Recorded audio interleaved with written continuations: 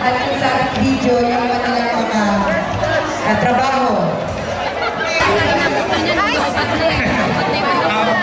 Yung aking official website, www.lunay. First section.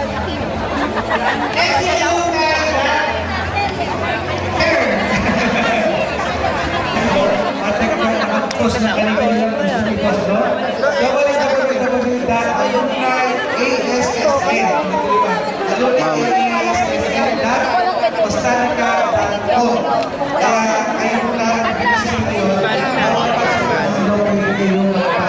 Sa ngayon, marami pa silang gagawin ito.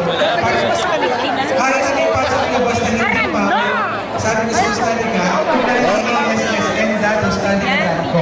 Okay, salamat Panginoon. Sa meeting ay uminisita tayo. Inisita po tayo ng Pangulo ng Maykawayan College, si Sir Renato Ocampo. May kling panalangin sa pamumuno po ni Ginoong Efren Faustino, ang ating Vice Presidente. Magandang hapon sa inyo lahat, mga teachers, at yung aming officer na Maykawayan Alumni Association, mga graduates 1980 until 2000. Magandang hapon sa inyo lahat.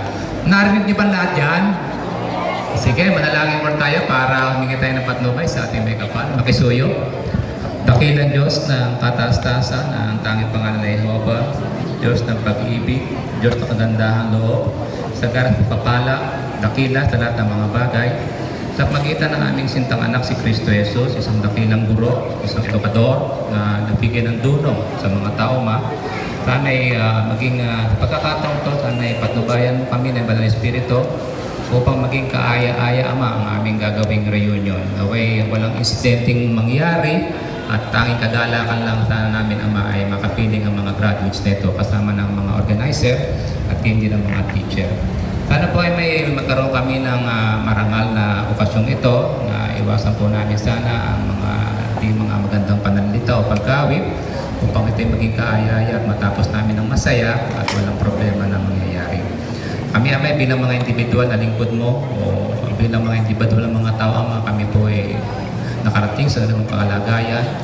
Ang sa amin na may nakagraduates, mga mga professional na o sa professional. Sana ang layunin po namin ay magkaisa kami Ama at sana kung ano po may tutulong ng mga professional na gumanda ang kanilang buhay, sana ipagtabayan matulungan ng mga manlit namin mga graduates na Maykawayan College. Sana po may kabila na kami pinagpapala mo, sa kabila na kami nagsisikap na gawin ang iyong kalooban.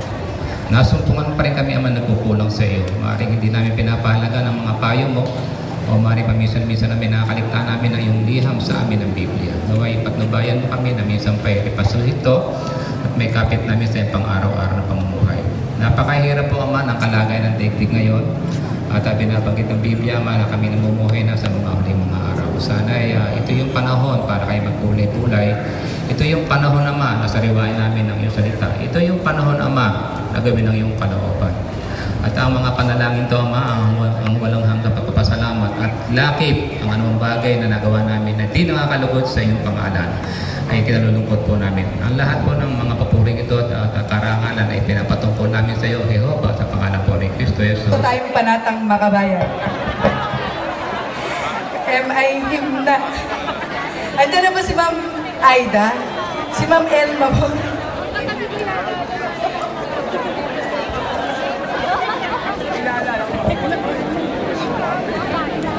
Okay. So ngayon naman ay dadako tayo sa roll call.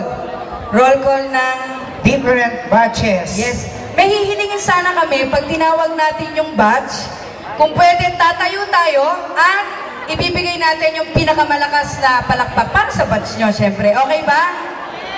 Okay. Happy?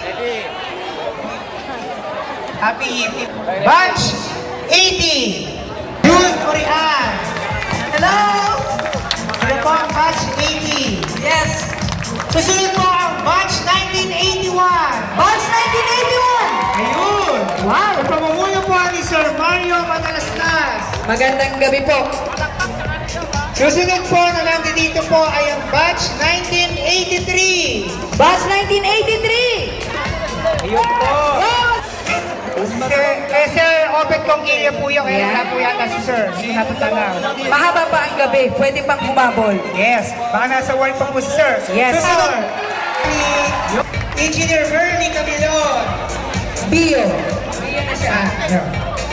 Dahil yung kasama nilang batch sa motorcade, ang batch 1985! Dahil sa Orimen. Yan, ang mga. Siyempre, susunod ay ang aking batch, batch 1986! Preso. Okay. Next ay ang batch 1987! Ha? Sorry, Ronald Antonio. Antonio Rosario. Sorry. Next ay ang batch 1988. Batch 1988. Sino ba yung may graduation ng Byway? Opo, kaya Victoria Maria. Okay. Next, batch 1989. 91. Batch 99.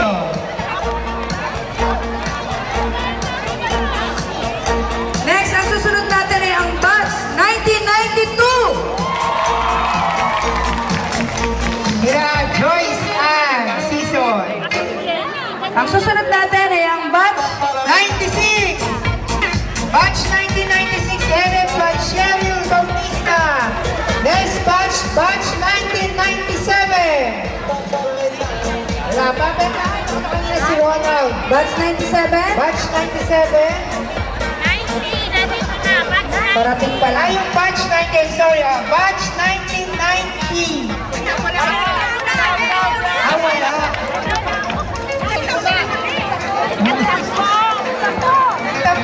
Sorry, Kim. Ano lang, na-skip lang. Ulitin natin, batch 1990. Magandang gabi po. Next, ang Centennial batch, batch 1998. Headed by Giselle Reynante. Next, ang batch 1999. Ano naman natin? Headed by Russell Magcasi. At ang pinakabunso ngayong gabing ito, ang batch 2000. Headed by Marlon James Sales. Meron pa ang batch na hindi natawag? Maliban din sa kanina, sorry na hindi ko na isulat. So lahat natawag natin.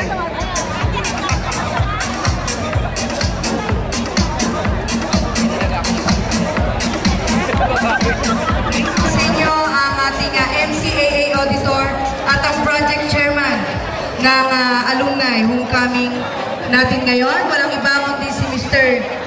Lauro Del Mundo.